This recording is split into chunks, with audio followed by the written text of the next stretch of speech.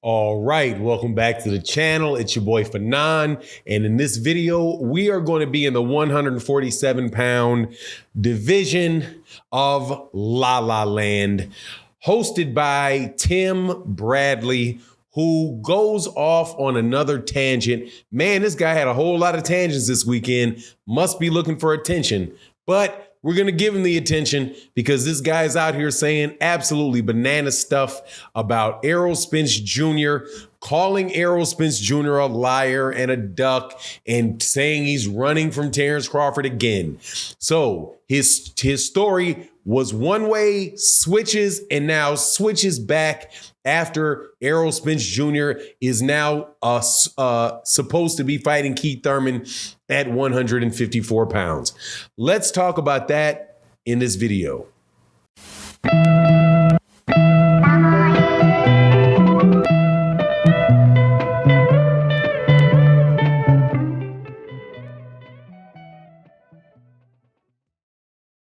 All right, welcome back to the channel. It's your boy Fanon, and in this video, we're going to be in the 147-pound division, where we're talking about something that is absolutely ridiculous that Tim Bradley has said, right on the heels of me actually listening to some other people talk about some ridiculousness related to this Errol Spence Jr. Terrence Crawford fight. The only consolidation that I get out of all of listening to all of this is knowing full well that ain't nobody buying this except for the people that are letting it shoot out of their pie holes.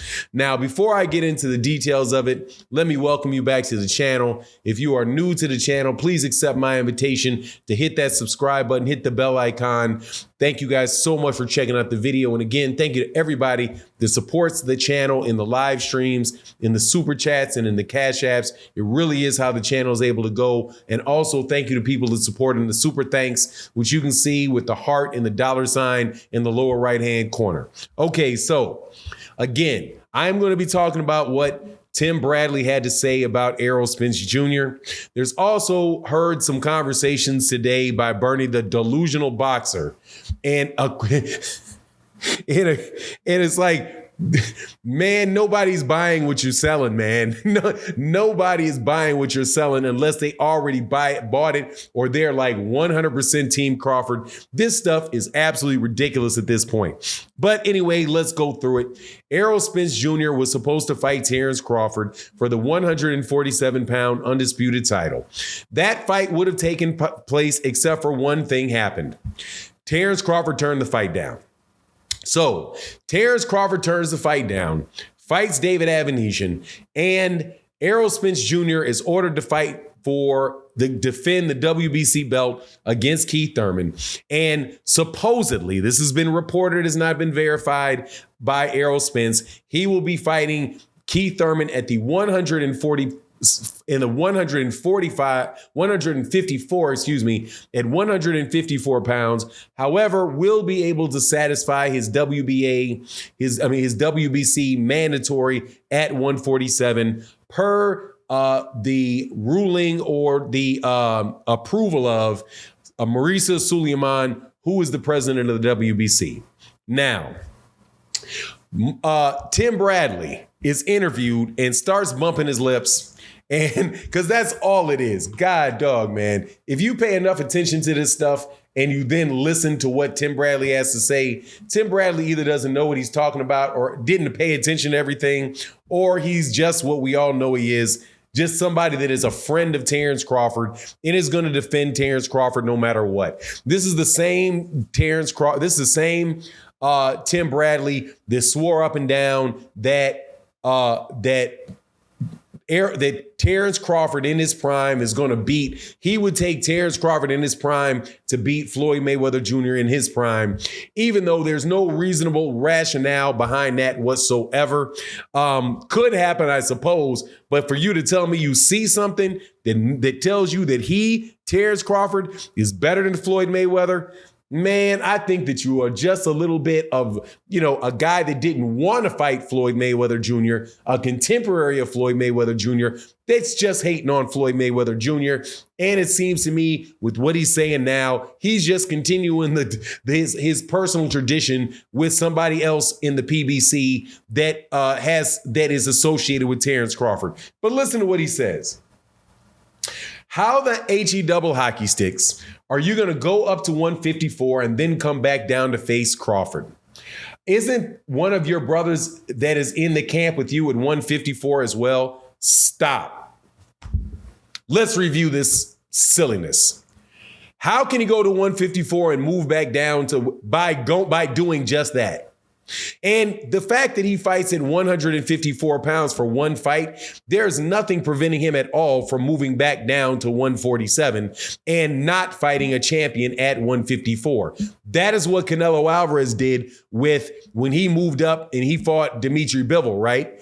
Fighting Dimitri Bivol at 175 pounds did not mean that he had to stay there, because number one, he went back down to 168. And number two, it didn't mean that he had to fight Beterbiev, who held multiple belts there, because he didn't fight Beterbiev. But anyway, just talking out the side of your neck. But look what he says next. He says, you're not just going to go up there because Thurman can't make the weight. You're just going up there because Thurman can't make the weight. Or is it that you can't make the weight? I don't know what it is. Maybe both of y'all can't make the weight. I like the part where he says you don't know what it is. Maybe it has something to do with the fact that Errol Spence Jr. said that it's not easy to make the weight, and said before Terrence Crawford. I'll leave the most important part for just a minute. However, maybe it has something to do with the fact that he's been at that weight class his entire career, and he said that he was going to be moving to 154.